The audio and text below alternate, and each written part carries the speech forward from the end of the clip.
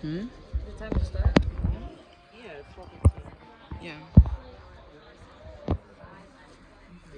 I gotta update my lips. Oh, Oh, that's so Oh my god. yeah, that's fine. No, I was just like, I think that's Here. I'm gonna help his nurse. Hello, everyone. We're gonna get started in like 5 seconds. Okay, we're gonna get started. Awesome. Thank you so much for coming to my session on finding barriers past the 10-minute accessibility audit. My name is Kai Wong, and on this slide, I have a very large photo of me. Just in case I couldn't make it.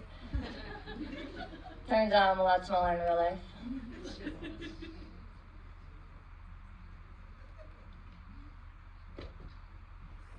One skill changed my career.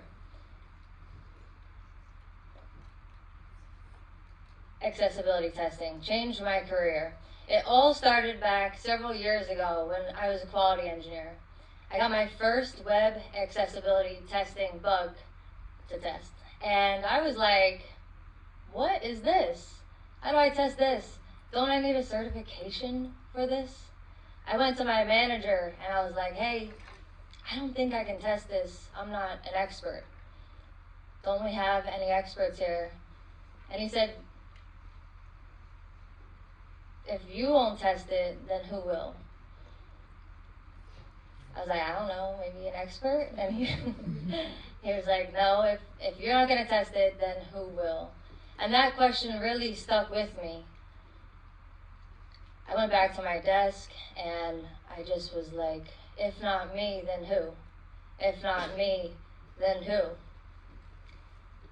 I got back and I got myself together and I was like, you know what? And I called out to my teammate and I said, hey Andrew, you got time to test this bug? And he was like, no.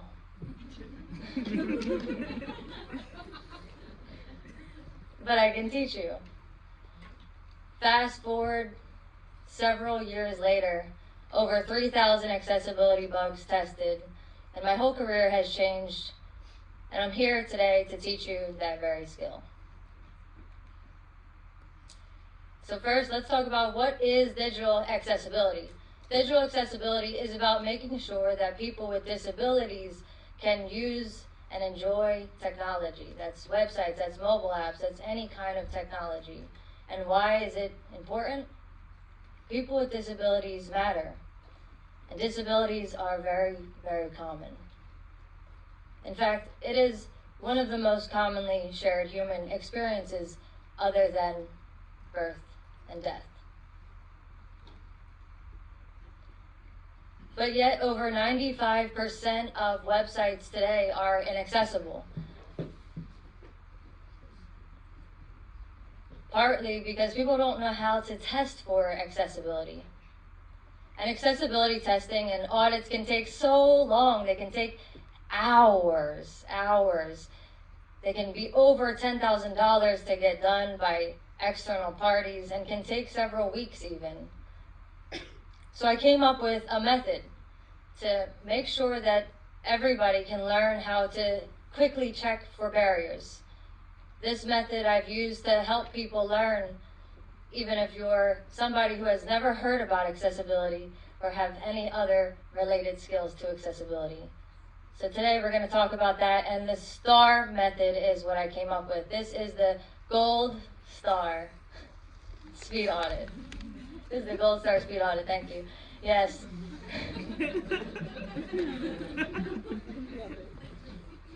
I just like gold. And so the STAR method, it is just an easy way to test accessibility very quickly. The S stands for screen reader, which we'll talk about soon. Who here has used a screen reader before? Awesome, awesome, yay. T stands for tab order. A is automated scan, and R is resize.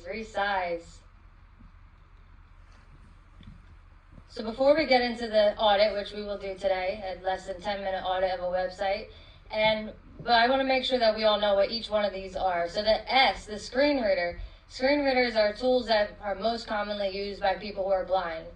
They read aloud the screen, hence screen reader. The most common ones are NVDA on Windows, and there's also one called JAWS. It's paid for. NVDA you can just download. That's what we'll demo today. VoiceOver on Mac OS. That one's built in. That one's really cool. Very easy to turn on and turn off. Some of the things to check for as you're running a screen reader on the page is interactive elements are announced, element names and roles are announced, and of course error messages and success messages are announced. Now let's move on to an example.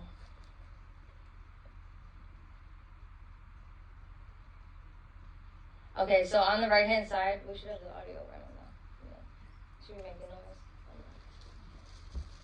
Should be reading this thing.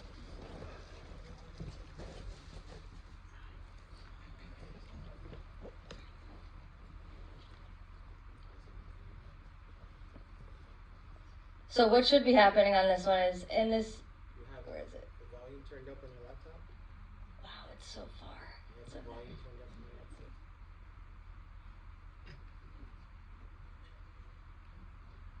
Yes.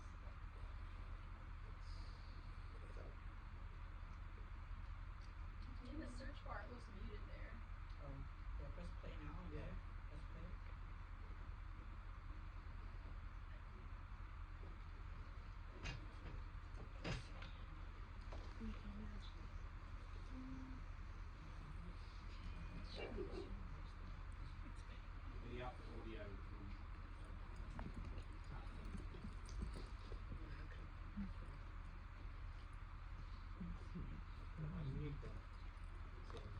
It's not muted.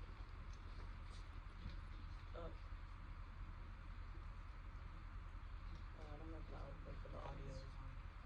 Okay. You wanna check?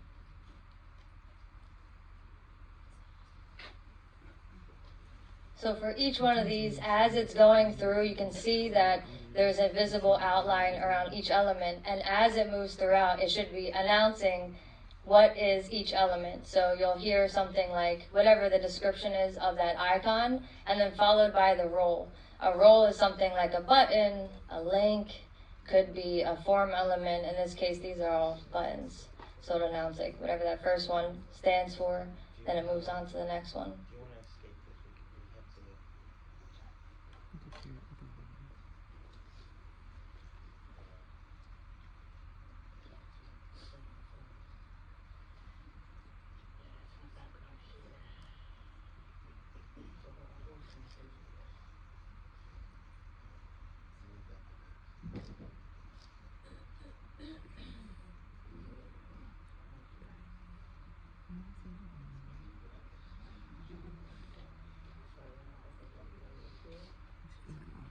Apparently the AirPods are connected. I was jamming my way here.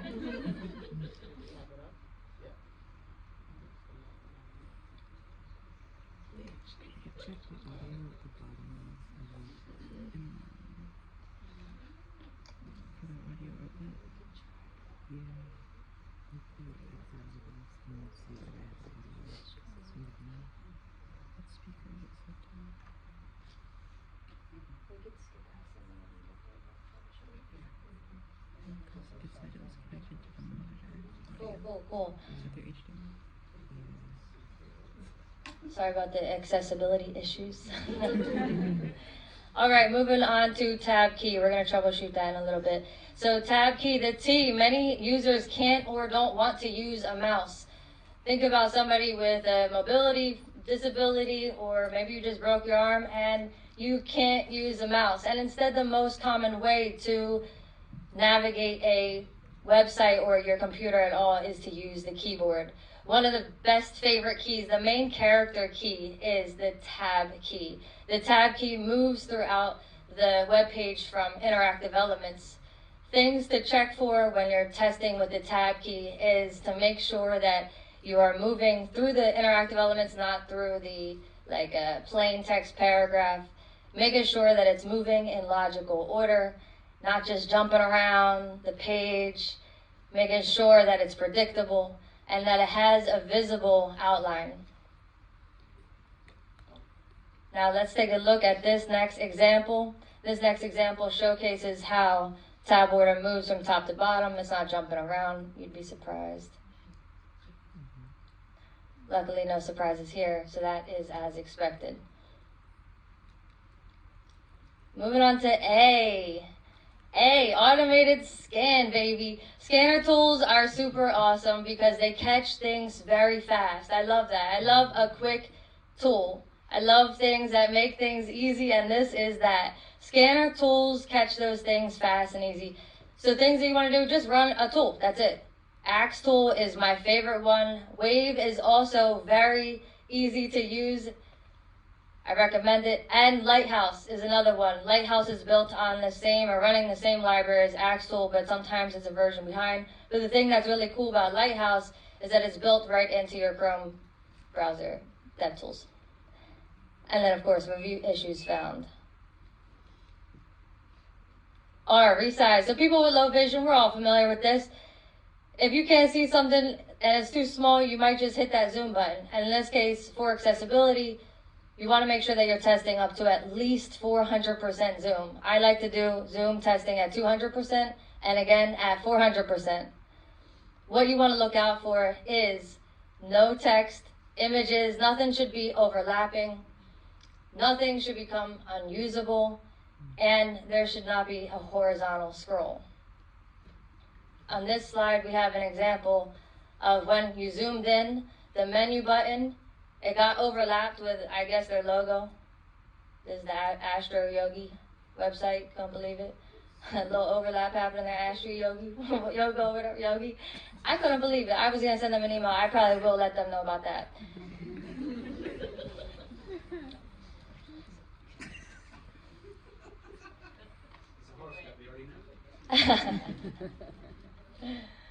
They said it's a horoscope.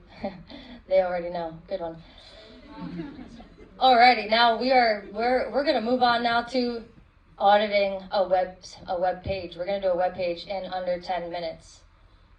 And this is where we're gonna find out how the audio is working, if it's working at all. But guess what? What website do y'all think I chose? TechFutures, ooh, talk about accountability. A little close for comfort for me.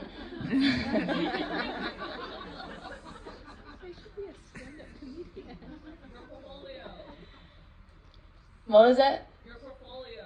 Oh, my portfolio. No. What I decided to test was my favorite chapstick, CarMax. Any other CarMax hands here? Yeah? I love this chapstick. I bring it everywhere.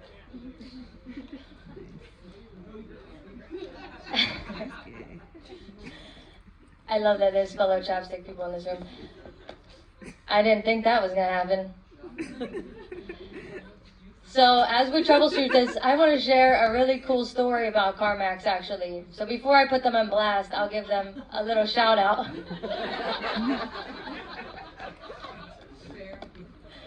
I'm a really big advocate for calling people in before calling people out. And I thought I would just be a total hypocrite if I came up here and I didn't let them know ahead of time, hey, by the way, I am going to be auditing your website at a tech conference.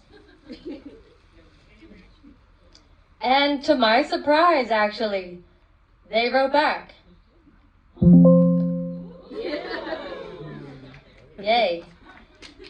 Good news, Aunt Jude, we're back in business, baby. All right, so CarMax wrote back and basically said, hey, thank you so much for letting us know. And actually, this is on our radar already. But now that you bring it up, we're gonna prioritize it, and we actually already made fixes happen by the time that they emailed me back 24 hours later. Shout out CarMax. Yeah, big fan, always will be. I told them that everybody deserves to have a smooth experience, as smooth as their chapsticks make lips. I think that one landed with them. I don't know though. They didn't write back after that one.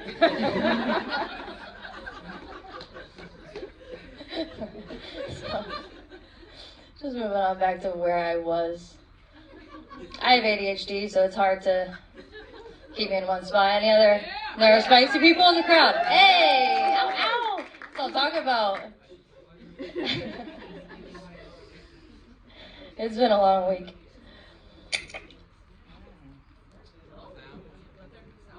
Let there be sound. Thank you. I like that phrase. Yes. We are going right through it. All right, we're getting back. CarMax lip balm contact form. Okay. Bookmark this First, just to add page to the visited link. the chaos here, we're gonna go ahead and start a timer. Let me make sure we're not doing more than.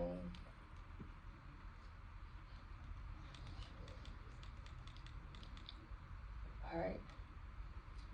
We got 10 minutes. I love a low pressure. All right, now we're on to the STAR method, the gold STAR method. S is for screen reader, and this first video is going to showcase running a screen reader through the CarMax website. And when this video starts, bring your eyes up to the top of the screen, and you will hear the announcements that match up with what is at the very top. And remember, we want to be moving in a logical order. CarMax lip balm contact form. Bookmark this. Home page visited link. Main content same page link. Footer same page link. CarMax lip balm visited link. List with 5 items ingredients visited link. About US visited link. That one confused me. Ingredients visited link. So I went back. About US visited link. About US. International link. Contact visited same page link current page. That one's right. Select language combo box English collapsed. That's fine. List with 3 items products same page link. Where to buy visited link. Products same page link. Where to buy visited link. Search input edit blank. Submit search button.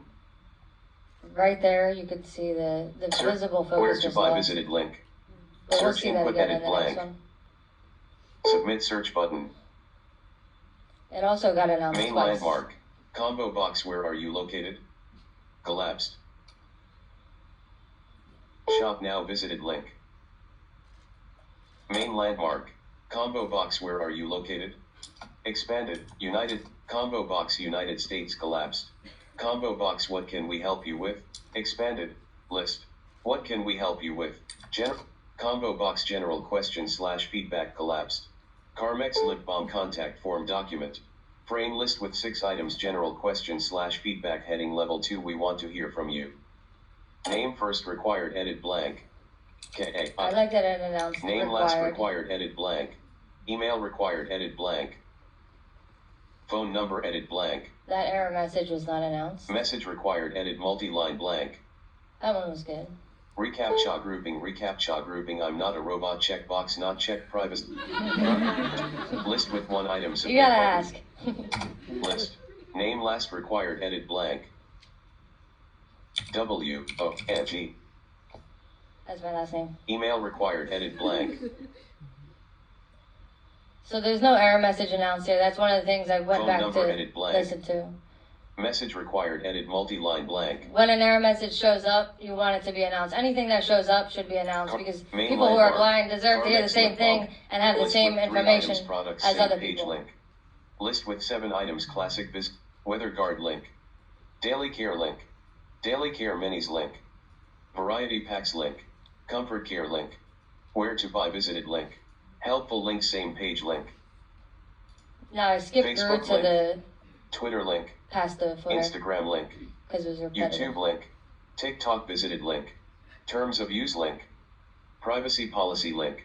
Notice ed collection link. Sitemap link.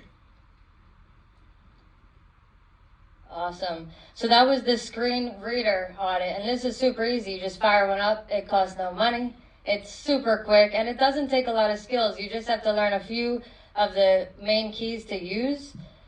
But the one to get started with is definitely the tab key. The tab key is what you can run, and as you get comfortable with doing both, what you can do is do tab key and screen reader together. But for now, I'm going to showcase the T for tab to show you now in a separate way. Tab key now is going, and is it going? So it starts in the right-hand corner, or I guess your left, the left corner, and it's going through the menu. There's no audio with it. I'm just hitting the tab key over and over. Tab, tab, tab, tab, tab, tab. Tab, tab, city. Tab, tab, city. Okay, cool, cool. And it's moving through the page. One thing that I don't like about this for accessibility is that visible outline should be a lot more clear, much more visible. It's really hard to follow. That's one of the feedback I definitely will be sharing. I don't even know where it's at right now. It's completely lost. But the thing that I'm looking for here is making sure that it is predictable and that it is a visible focus. So that's the tab key test. Now moving on to A. In the STAR method, the gold star method, A is automated tools. So this one I chose to do is a lighthouse audit. You just right click, go to Dev Tools, right click Inspect, then expand your menu, go to Lighthouse. It's built into your Dev Tools, no problem. No downloads, nothing. Uncheck everything, make sure accessibility is the only one checked, and then hit that Analyze Page button. It's gonna let it cook, let it cook. I got a 24 out of 27 on this page. That is, it doesn't sound bad, but one bug is one barrier, right? One bug is meaning that you are not compliant. One bug is a possible lawsuit. One bug is a possible reason why somebody cannot access your product. Easy peasy lemon squeezy. It found a few issues, and I just clicked to expand each one. And each one has a little bit of information for you. You can even click on it, look at it bigger, see what element is failing. Really important. When I was a quality engineer, this was one of the things I would always do. The first thing I got, any feature that came to me, I'm running that scan. If it's not passing the scan 100%, I'm sending that ticket back. You need to finish that work. Inaccessibility is incomplete. This one is a heading element that was out of order. This is amazing. I love automated scan tools because they're just easy. Now let's move on to R. R is resize, making sure that we can access everything at 200 and 400%.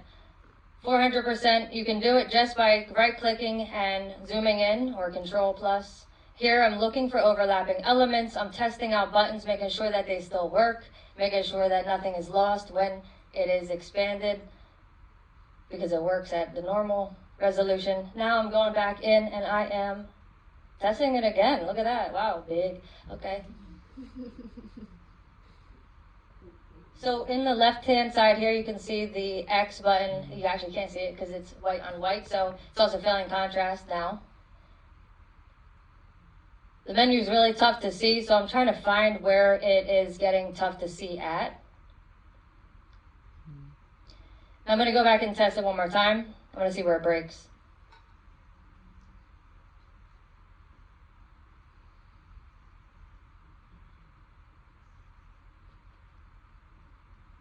Yeah, so did you see how the menu, it gets pretty much unusable when it's above 300 to 50-ish% zoom.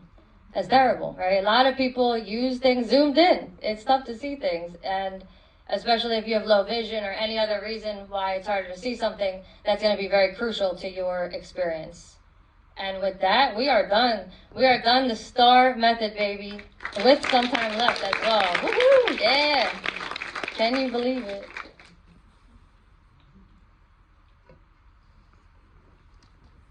So to recap, the screen reader, what we found when we tested screen reader was that the About Us was announced like About US, which was very confusing because it came right next to the international button. So it's like, what are we talking about here? What website am I on now? Not Garmex. Error messages were not announced. That's really annoying. Tab key, when we went with the tab key, the X button in the skip link dialog, which was that right-hand corner, the first thing that came up, we couldn't actually access that when we were using the tab key, which is a big failure for accessibility. The search button had focus issues. We saw that it hit there twice. It took 2 tabs. Every element should only take 1 tab to get to it and past it. Only 1 tab. 1 tab, 1 tab, 1 tab, 1 tab, one element. Search button, that was a problem. Focus outline was hard to see. Very hard to see. And then the automated scan, we found the iframe was missing a title. We found the headings was out of order. And we also found that some of the elements on the page were missing accessible names. And when we went to go test Zoom, we found that it was breaking over 300%. Their menu was pretty much unusable. In some screen sizes, I even found that the entire page just turned all white. And you couldn't even use the website at all anymore. So unless you're testing these things, you might not ever find them until somebody is impacted, and this is impacting people with disabilities. And as you go into your everyday life, remember the most important thing of the STAR method is that you just start. And as you do, keep in mind that you're not alone in this. It's not only up to you to find out the answers, and there is guidelines online. It's called the WCAG, the Web Content Accessibility Guidelines. WCAG is for short. Those are the technical guidelines, so if you ever do need an answer and you don't know who to go to, know that you can go to that website and just search it. You will be able to find a very trusted answer there, reviewed by experts around the whole world. But what's an expert? In accessibility, it's tough because you can't be an expert of everyone's disabilities. Automated tools, yes, they cover a lot, but they don't cover everything. They cover about 40 to 60%-ish of finding issues, but not everything. So always make sure that you pair it with manual testing. And of course, getting feedback from people with disabilities is never going to fail. Give the gold star a quick test. Screen reader, tab key, automated scan, and resize. The tab key should move forward to interactive elements and not jump around the page, and test at 2 and 400% zoom. And above all else, inclusion is the expectation, not a nice to have. Yeah.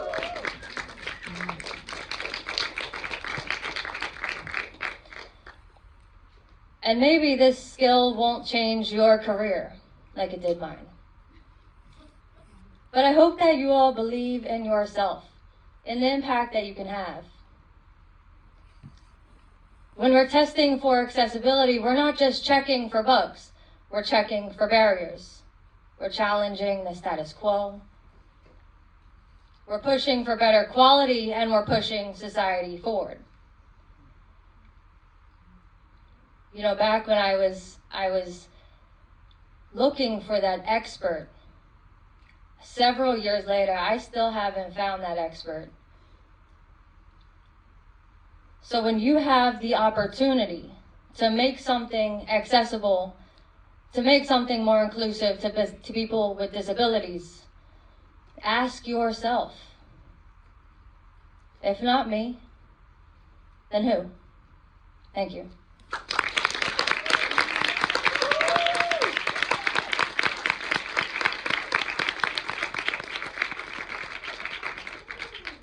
Thank you. I'll take any questions that y'all have. Yes, please. Hi, my name is Hello. Melissa. My mom is blind. Thank you so much for doing this. This is something I spend a ton of time thinking about in my personal life. I'm not a technical person, but I am kind of content.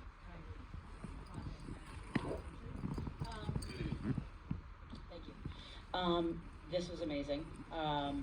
I'm wondering if you do any work on the mobile side, and if so, if you can talk about any unique challenges with voiceover on iPhone, and any recommendations that you have for, I guess, folks in the room who might be technical or able to help, and then in terms of like engaging, like did you just shoot over a note, like if I find a particularly offensive website with my mom, what's the best way to engage? Yeah, absolutely. Thank you for sharing that. Thank you, Melissa. I appreciate that.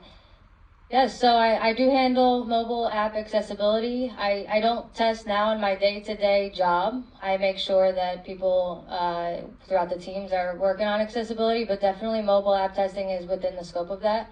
It's very important. Accessibility applies to everything that is around us, whether it's physical or digital. And for mobile app, I'll say it's really awesome that you can just go ahead and ask your You just ask your phone to go to settings and turn on voiceover. My number one tip with that is just to play around with it. It literally will show you an onboarding tutorial when you turn it on for the first time. That's really helpful to tell you what gestures to use. Because instead of the tab key on a mobile app or mobile device, anywhere you go, even if it's a mobile browser, you're going to be using a swipe gesture. Could be swipe right and it moves on. It's similar to a tab key. Some of the things that I see with mobile app that causes a lot of issues is definitely the lack of an announcement of a role. So a lot of times you hear things announced as containers, you hear things announced as blank, which is really bad. But a really big one, it's so important to announce that role, because based on the role, that will tell a user how to interact with that role. There's different gestures, there's different keys on the keyboard that interact with each type of role, so it's very important to have that. The other thing that's extremely annoying is images with no alt text, but really bad alt text.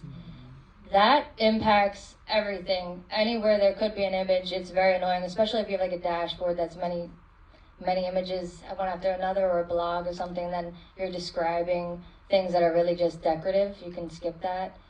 I would say is something definitely to look out to. And what was the second part of the question? How do you engage a particularly shitty app? Yes. So how do we get feedback to make change happen?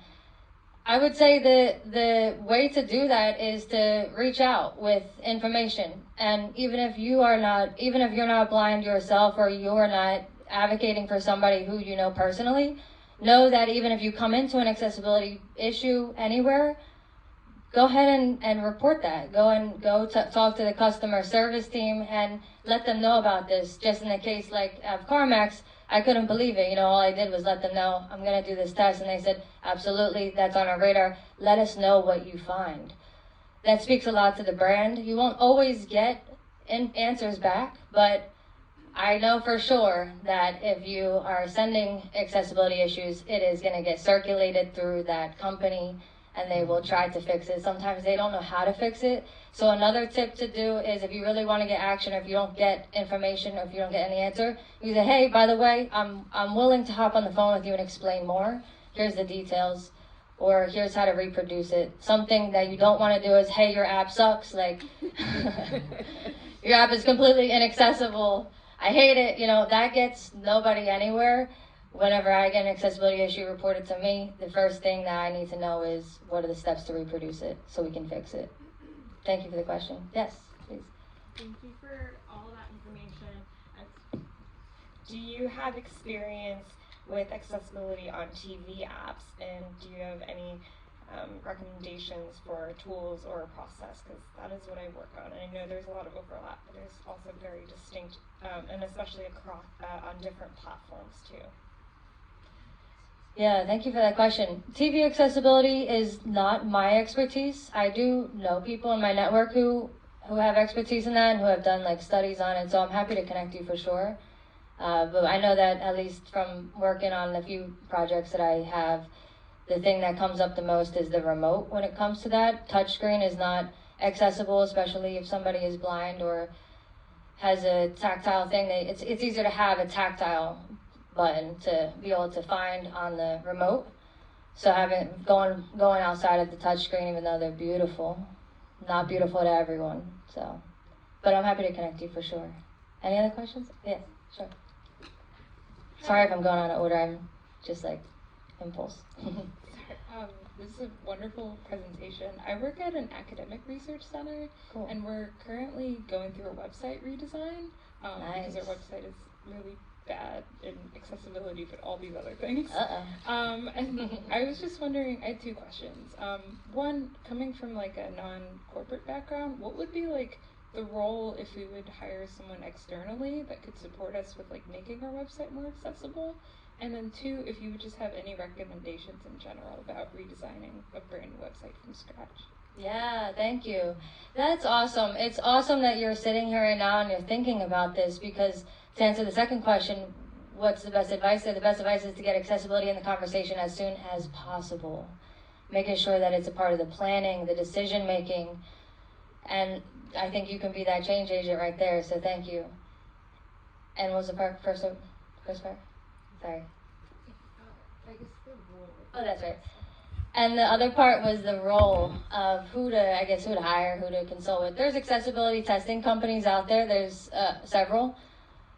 Anyone in this room, feel free to ever reach out to me and ask for that advice. Like if you want specifics, I've talked to a lot of accessibility testing companies. I've worked with a lot of them. I know a lot of them. So if you ever like, hey, is this one a reputable one? I'm always happy to answer that question. But yeah, there's ones like you could look at DQ, you could look at level access, you could look at quality logic, you could look at, there's a lot out there, but just make sure that you're going with one that's not building on the hype. Because there's some hype going on right now and people are trying to ride that wave. But go with one that's reputable. Thank you. Oh, yes. Hi. Get away from the microphone. I'm not gonna yell. Hello. Okay, can Hello. everybody hear me? Cool. Okay, I don't like yelling. So hi, I'm a software engineer. My name's Sanji.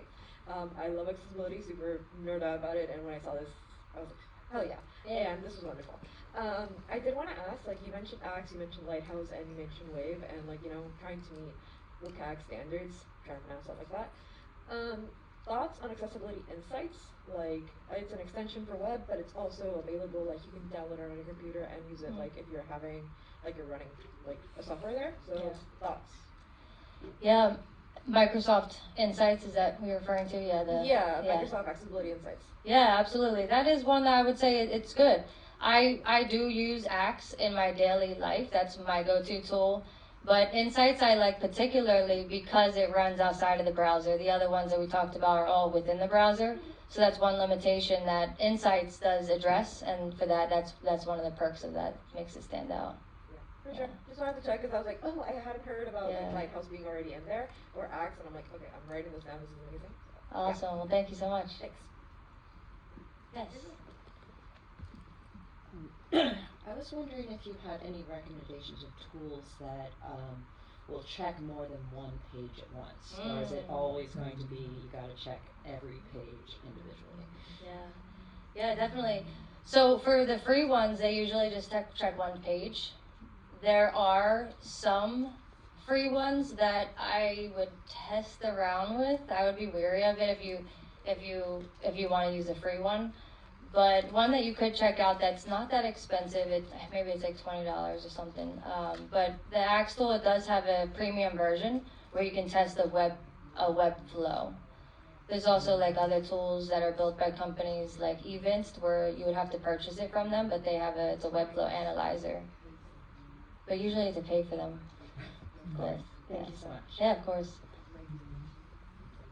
Any other questions? Oh, yes. In the middle, yes.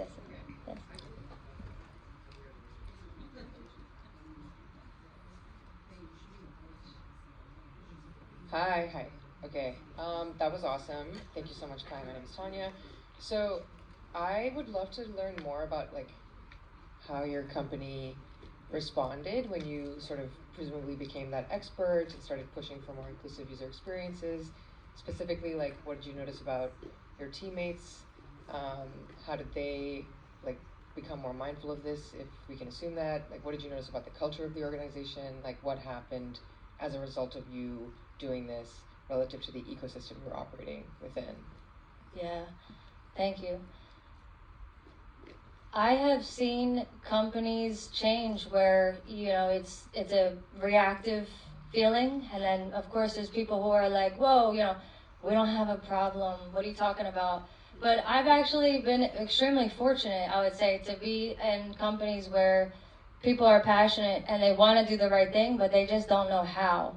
So training and offering information and tools went such a long way that it actually changed the culture to embrace accessibility and not look away from it, not be afraid of it. A lot of times I found that people are just kind of embarrassed or they get upset when you call out something that they don't know. So my approach has always been, hey, I have been in your seat before. I had no idea what this was. Please, the best thing to do is learn about this, ask questions. And that's like my MO. So I think that has helped to connect with a lot of people and help them to, realize that this is for all of us. It's not just for the experts. Of course, pushback is inevitable as well. There's always people who are like, I put that there because it's easier for me to do. And it's like, okay, look. Did I answer your question? Awesome, thank you. Yes.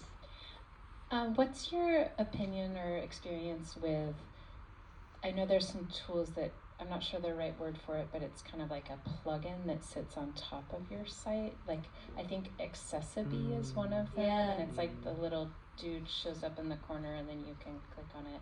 I've heard mixed reviews in terms of how helpful it is or not from people who use it, but I'm curious what your experience is. Yes, thank you for that. I appreciate the question. It's a hot take. It's a very hot take. I don't like them. I have found from my friends who are blind, my friends who have various disabilities, it actually makes the experience worse.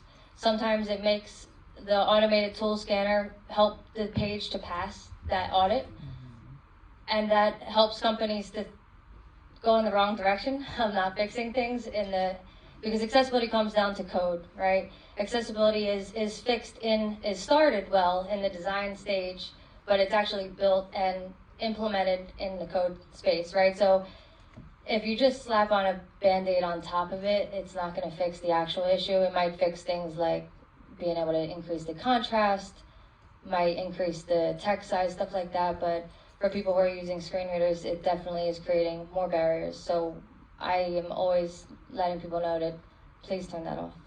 Yeah. Thank you. Thank you. Yes.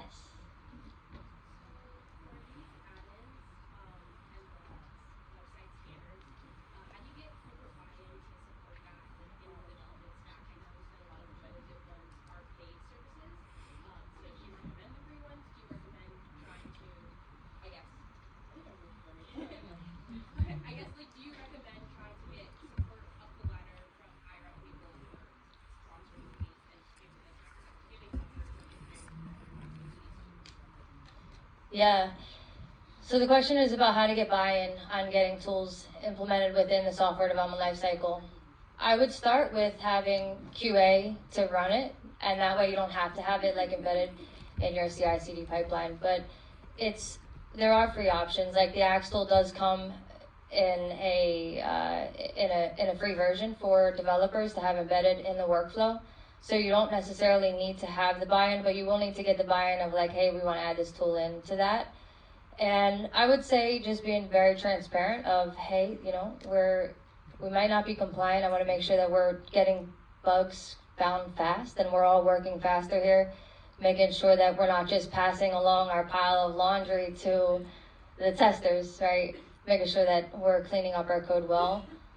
And the other way is if you're able to be able to capture and calculate the amount of time and money that you're saving from others to have to retest things, that also can go a really long way with stakeholders. Yeah, of course. Happy to chat more too if you need more tips on that. I had some thoughts. So as I was watching your demo and I was, looking at you select the, the zoom button from, the browser, I noticed how very small just selecting the zoom option was. And I got to thinking, like, why is there not, we have all these extensions to extend Chrome, etc. But is there not like an accessibility browser that already kind of has these things in mind, where they don't have a little tiny zoom and little bookmarks that you can't get to? Because even me with my very, very sharp eyes, I struggle to, I have tons of bookmarks, to really see them. And I started looking up options for optimizing a regular like Chrome browser, and I'm not really seeing a lot of options to do that. So I guess my thought is there anybody working on a browser that is geared towards this from the get-go? Yeah, and I think that's a great point, and one that actually did bother me as well, so thanks for being on the same page. Yeah, it's so tiny, right? There is a success criteria or a requirement in the WCAG that has a tap target size. It has to be a certain size to pass. And for the browser, though, you could use the built-in accessibility settings on your laptop. There's like, magnifier. You just go into accessibility settings within your laptop and not within the, like using a screen reader. You wouldn't have to use that, or going into your browser settings. You can also increase the text size from your actual laptop, and that will then extend on to everything else that shows up. So there's ways to kind of bake it in earlier so that it's throughout your whole experience. I think that browsers have a long way to go in a lot of ways, though, for sure, including accessibility. So good point. I have a question. Yes. So you had mentioned that between when you were first putting this together and reaching out to CarMax, they already made improvements or made some changes. Do you know what they were? Definitely not the homepage. The homepage, I'm definitely going to be letting them know about. I did not check, and I did not ask them back on that.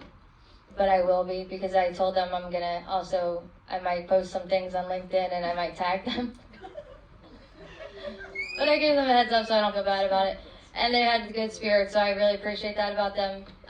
But no, I don't have a summary of those changes. It sounded like it was very much in the works of, hey, we're actually switching between web agencies, and it sounds like it's gonna be a lot of changes that are made. Hopefully the homepage images, which had alt text that said things like, Amazon home tile bag 1, 2, 3, 4, 8, 9, 10.